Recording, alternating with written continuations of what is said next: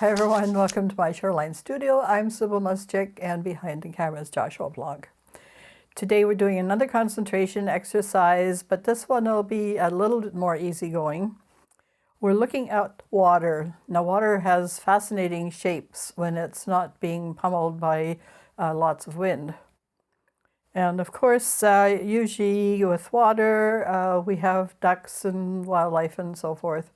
So we're going to try and work with that as well.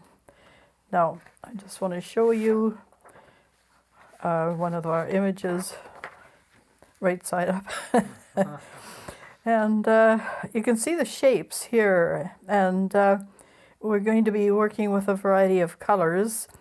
And of course, the colors, when we get it on the gel plate, we'll have to do a lot with analogous tones. So we'll work our way towards that. First, we're going to be doing a drawing. So this is our meditation. And, you know, everything goes, be creative, enjoy the process. At the same time, set yourself some parameters so that, you know, shapes should coordinate. There should be some flow. Maybe a little bit of symmetry, but not too much because it's all sort of scattered. But, you know, have a look at design and just enjoy the process. And you can see the variations. You know, there's a huge scope here for you to work with. And you could say do a whole week of water shapes and still not have everything. Maybe a month.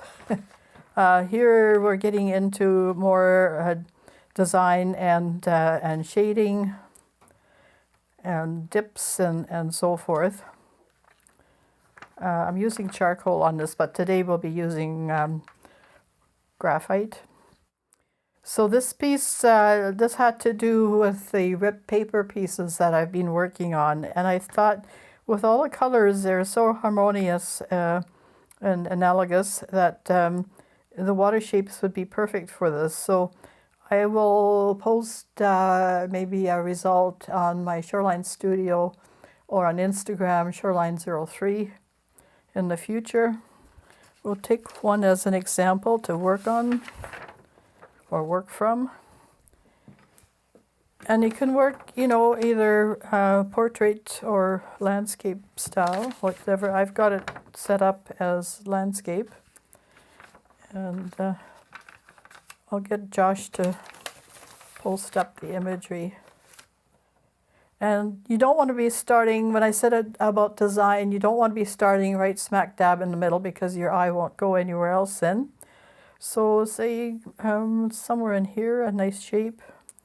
Don't necessarily follow, you know, what you're working from. And keep it loose. I'll try not to squeak here. And follows the contours to some degree and then vary it, and that's what makes it interesting. And then start another one. Think of it maybe as little eyelets or something like that. And if the water is moving, you're going to have these dips, so you might want to have a shape that looks like it's dipping down. So we're just meander along here. I'll get Josh to speed up the video and we'll see you when it's finished.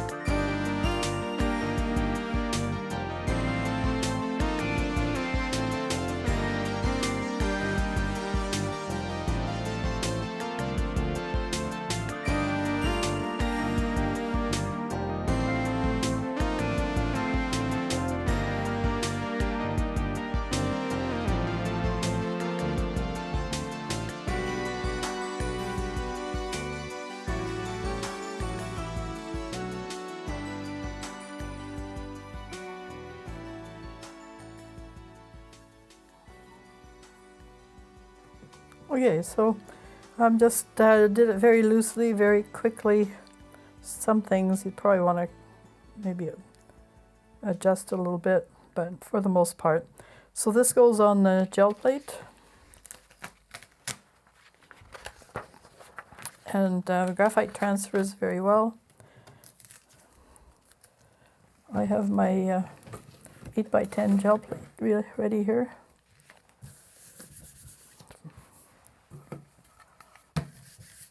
Rub well or use a Barrow.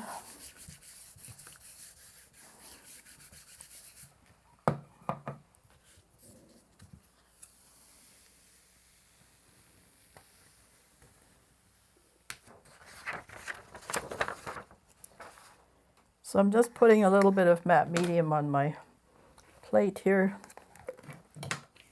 And it's a little bit more subtle than when we were working with charcoal for the other exercise, but it should show up pretty good. I'm just using good quality bond paper, copy paper. This is Staples, and it's actually really nice paper. It's sort of smooth, but not too smooth. Now let's see if our water shapes turned up. Ah, yes.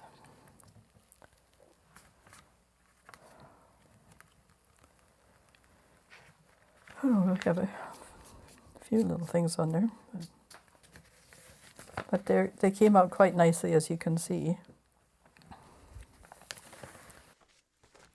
We're just going to maybe do kind of a rainbow roll to capture, you know, some of the nuances. I do have a stencil, a duck stencil. This is the Barrow's Golden Eye. See the markings? Quite nice.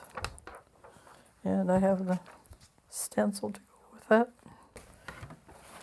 And we're going to put a little bit of retarder medium on it.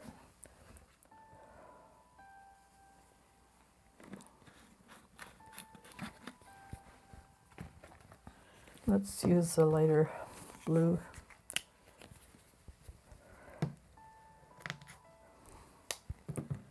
Maybe some teal.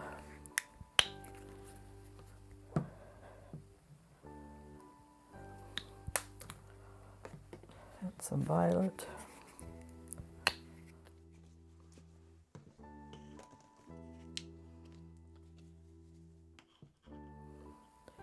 Oh, very strange name. Caput Mortuum Violet. So putting some retarder and some blue.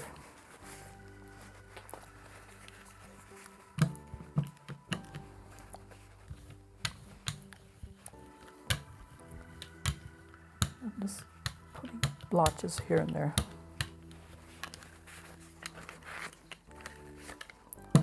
A little bit of the teal.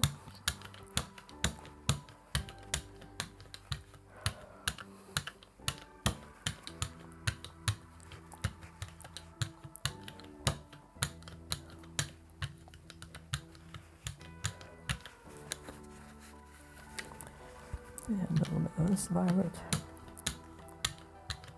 here and there. That gives it that depth that we want in some of those rounded, elongated, strange shapes. Just add a tiny bit of this one. That's pretty powerful.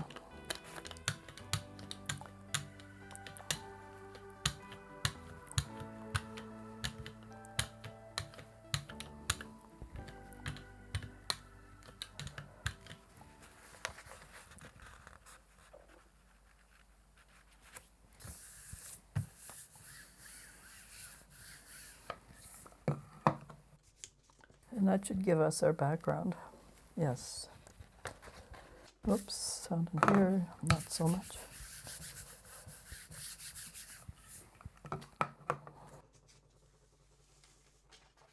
Now, can we still see our shapes just a little tiny bit. All right, not sure you can see them on the camera, so I'm seeing them, but let's do a ghost print.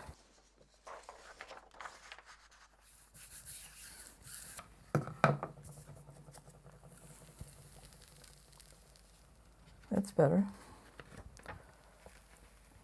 A strange bubbly effect. Well, it's interesting. The graphite's not quite as prominent as I would like, so we'll leave that for now, and we'll do the duck after on these two. And let's go back maybe to a stronger image. Let's try this one, and maybe what we'll do is just enhance it a little bit. We really want that to show up. So again, I'm just going to do it, and I'll get back to you after we roar through this, and we're just going to make it really, really dark. So as you're redrawing this, you won't go over the line exactly, so it gives you an opportunity just to darken that area, which is kind of interesting, so like a shadow. So this particular exercise, the last one, I kept all the shapes discrete. That means just not touching each other. And this one is more like an Escher exercise, where the lines are disappearing into other lines. And you're not sure, it's like that staircase. We'll get Josh to post one of the Escher images. They're sort of like a puzzle, or tricky, and staircases that go nowhere or start being something else. So in this case, some of the lines are touching and evolving. So there's all sorts of ways you can do this little exercise. Charcoal is better for getting it on the gel plate, but graphite's not bad as long as you darken your lines. Okay, here we go. I don't need to clean the plate from before, because we picked everything up already. And my paint should still be doing well, because we did put some retarder medium on it. Oh yes, now this one's nice. Okay, so then let's use white on this one. All right.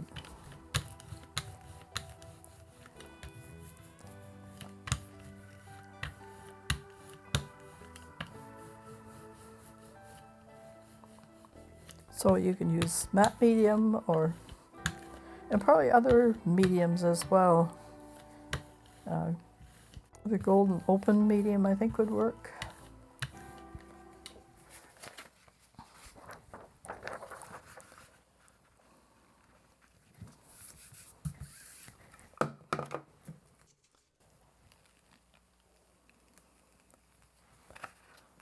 Okay, this is good, and it's much more visible. We had a little bit of blue left on the plate, but that's okay. It gives more water aspects anyway. All right. So for this one, we're actually going to use some brushes. Okay, here we go with a little bit of retarder. And all I'm using that for is to stop beading when we're painting directly on the gel plate. Rolling it out.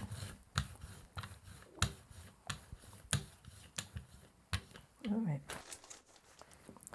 So we kind of have to establish what our big shapes are going to be. And we'll probably do the darker colors on the inside. So our lightest color is the teal, so let's work with that. And so we'll use that as our background color.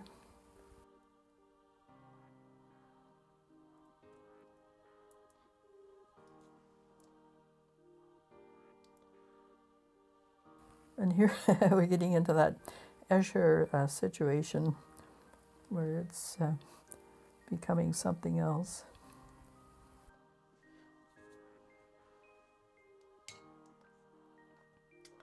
So where is this leading us?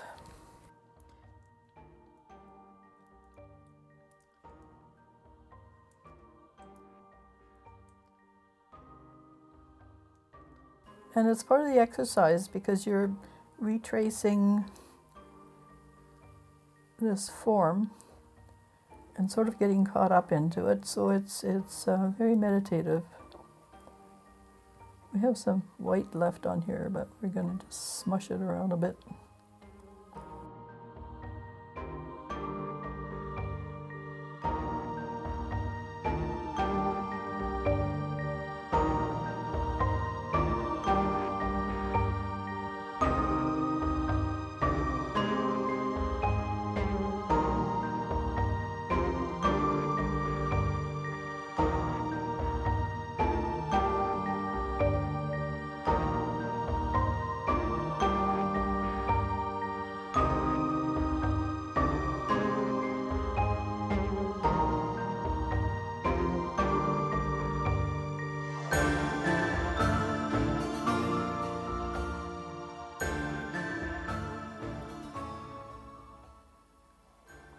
Your painting doesn't have to be so graphic if you don't want it to be. It can be quite painterly. I'll go into this blue for the bigger shapes.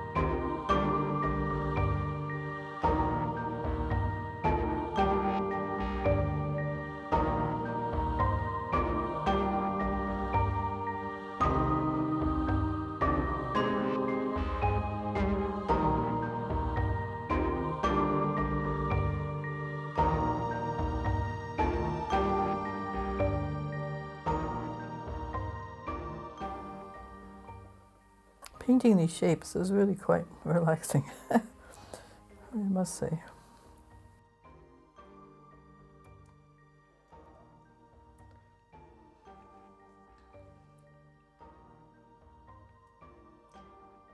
And it's a nice way to learn a little bit about abstract painting,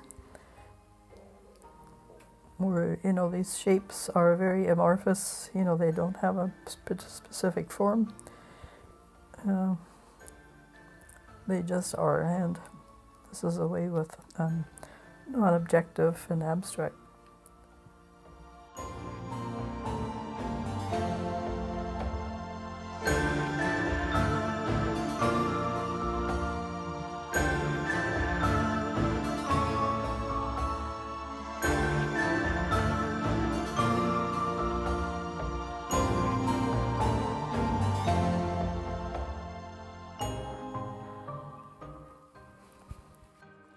So we'll get into we're going to be mixing some of these colors because they're too strong.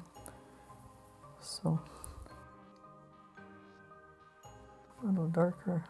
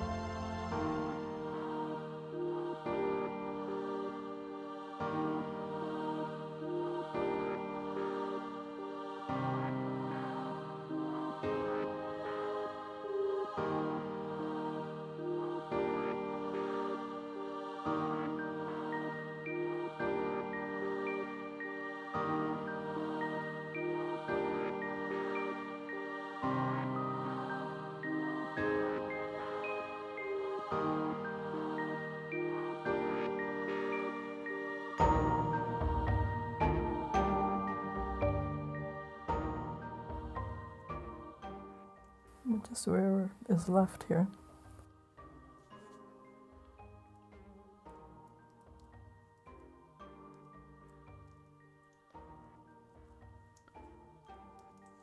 And we'll mix a really dark.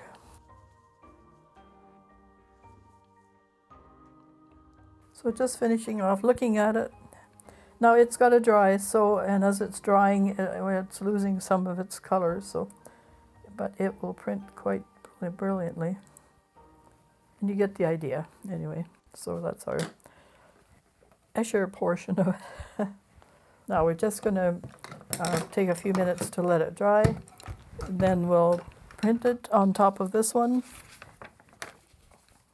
And then we'll do our stencil with the duck on, well, we'll see which one we're going to choose. So.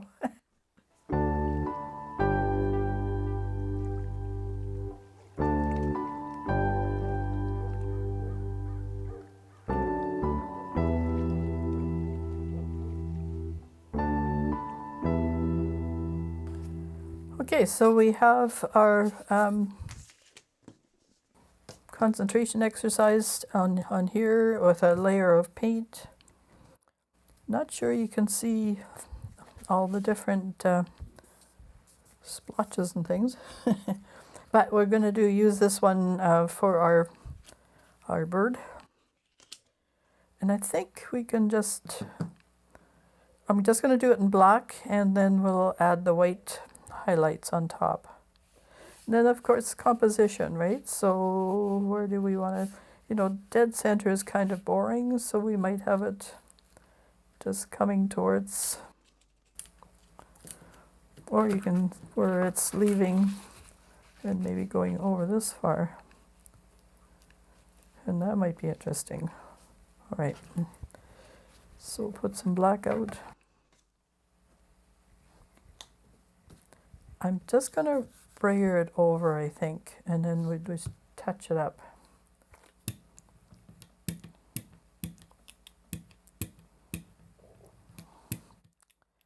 Now, I know a lot of people, landscape painters, they don't like to use black, but my instructors always said, paint black things black, and this little golden-eyed duck is very black. And it will make a nice contrast.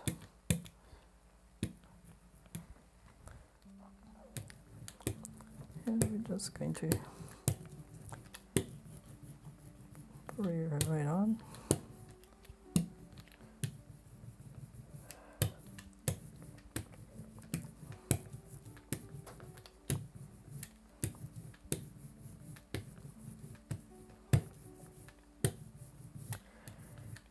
And because there are undercolors under here, the black is actually going to be quite luminous with other colors. And there's our duck.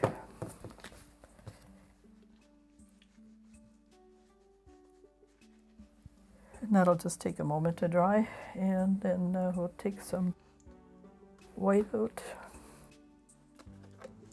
And we should be able to just paint in those details. Now let's run a little line where the duck is, where it's come from, just with a little brush. This is a liner brush.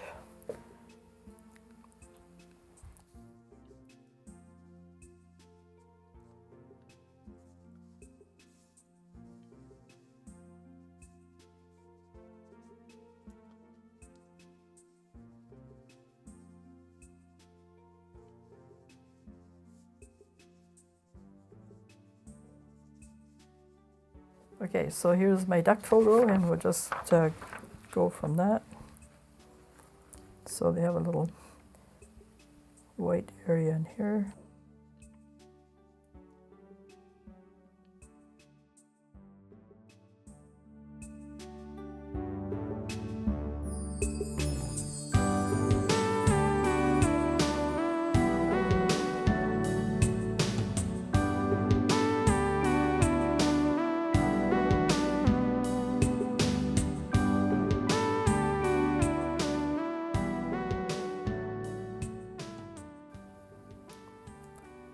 I'm just rolling my brush a little bit so that the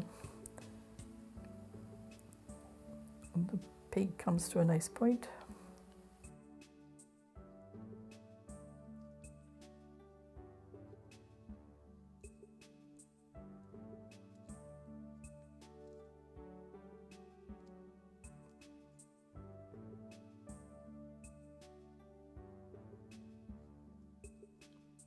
And then we just need to gray that a tiny bit for the reflection.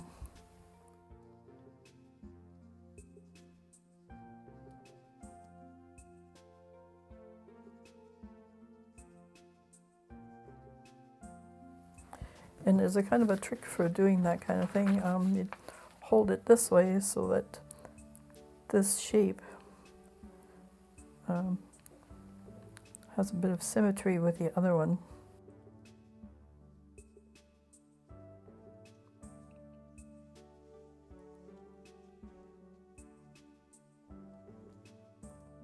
A little bit more gray.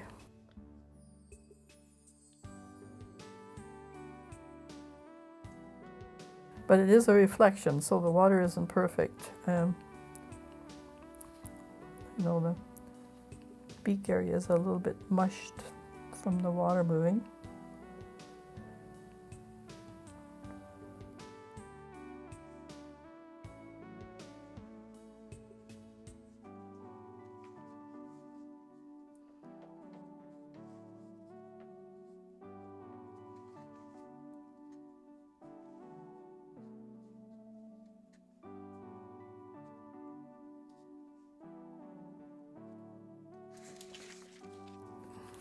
A little bit of gold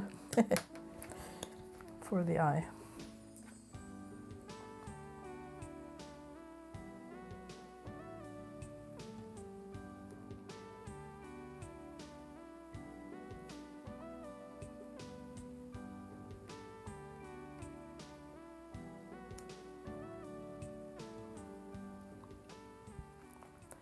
Okay, well, we'll show the last one at the very end. When it's dry, it's still maybe a bit tacky, is it? Oh yeah, it's got a ways to go. So yeah, and we'll print off the last one at the very end. So yeah, so we'll say so long for now, and this was a fabulous exercise to try, to relax, to meditate on. You can, as we've shown, there's a variety of ways of going about it. You can certainly do passages of shadow and ups and downs and ins and outs, and let it take you away to another realm, if you like, and away from your troubles. So take care of your families, be kind to one another. Bye for now.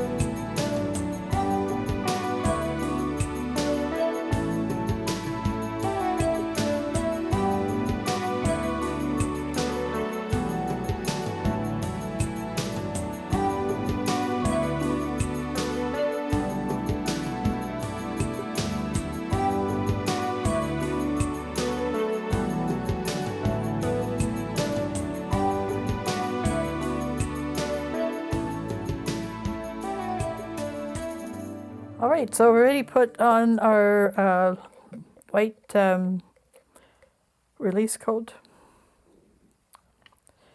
Okay, so let's roll this out.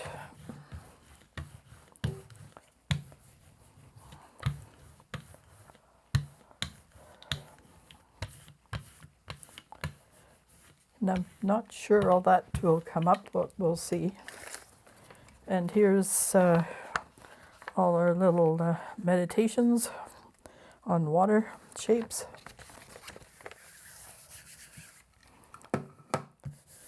Give that a minute. I just wanted to tell you about the Craft Smart stencil blank. I got this at Michael's, and actually a friend got it for me. And it really makes beautiful stencils, so well worth getting. I'll put it in the description or in the tags. Oops, not everything came up.